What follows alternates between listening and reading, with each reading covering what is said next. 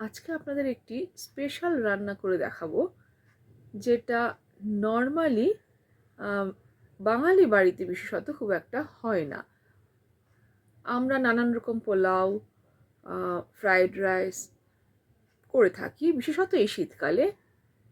কিন্তু কখনো কি ইয়াখনি পোলাও করে দেখেছেন? এটি চিকেন বা মাটন দুটো দিয়েই হতে পারে। আজকে আমি চিকেন ইয়াখনি পোলাও আপনাদের সামনে করব। খাবারটি একবার রান্না করে দেখবেন, মনে হয় একবার খেলে আপনি এটির প্রেমে পড়ে যাবেন। তাহলে শুরু করি আজকে রান্নাটি করতে যেসব উপকরণ লাগবে তা হলো এলাচ, দারচিনি, লবঙ্গ, আস্ত গোলমরিচ, জায়ফল, জয়িত্রী এবং একটু মৌরি, পেঁয়াজ, আদা, রসুন, আস্ত শুকনো লঙ্কা, তেজপাতা, আস্ত জিরে এবং জাফরান। এগুলোকে পেঁয়াজ, আদা, রসুন কুচিয়ে নিতে হবে। এরপর বাকি মশলাগুলোকে একটু হালকাভাবে ভেঙে নিলেই হবে, পুরো গুঁড়ো করার দরকার নেই। এরপর মাংস ভালো করে ধুয়ে রাখতে হবে। অন্যদিকে আলু সিদ্ধ করে খোসা ছাড়িয়ে নিতে হবে, তবে এটা অপশনাল, না দিলেও চলে। চাল ভালো করে ধুয়ে নিয়ে চাল একটু জল দিয়ে ভিজিয়ে তারপর খানিকক্ষণের জন্য রেখে দিতে হবে। এরপর একটি পাত্রে তেল গরম করে তার মধ্যে কুচনো পেঁয়াজ, কুচনো আদা, রসুন, তেজপাতা, শুকনো লঙ্কা এবং আস্ত জিরে দিয়ে দেব।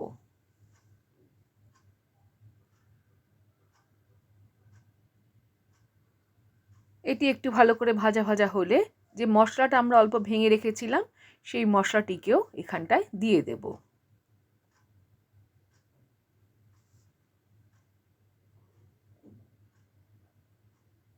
এরপর সিদ্ধ করে খোসা ছাড়ানো আলুটা দিয়ে দেব। এটা একটু ভাজা ভাজা করে তারপর চিকেনটা দিয়ে দেব। এরপর এটা একটু দই দিয়ে, জল দিয়ে, নুন দিয়ে ফুটতে দেব। ভালো করে ফুটে আসলে মাংসগুলো তুলে আলাদা করে নেব। আলুটা আমি আগেই সরিয়ে দিয়েছিলাম, যেহেতু সিদ্ধ করা ছিল।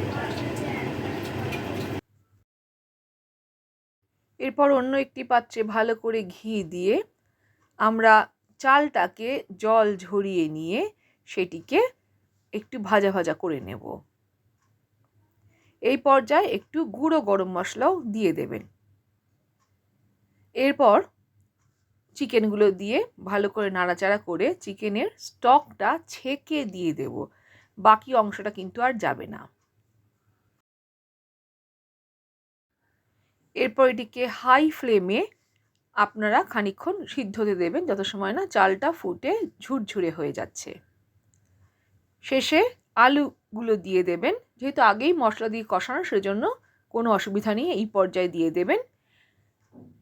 এবং সর্বশেষে বেরেস্তা বা কুচনো পেঁয়াজ ভাজা ছড়িয়ে সেটিকে ভালো করে নেড়েচেড়ে তারপরে এটিকে নামিয়ে দেবেন।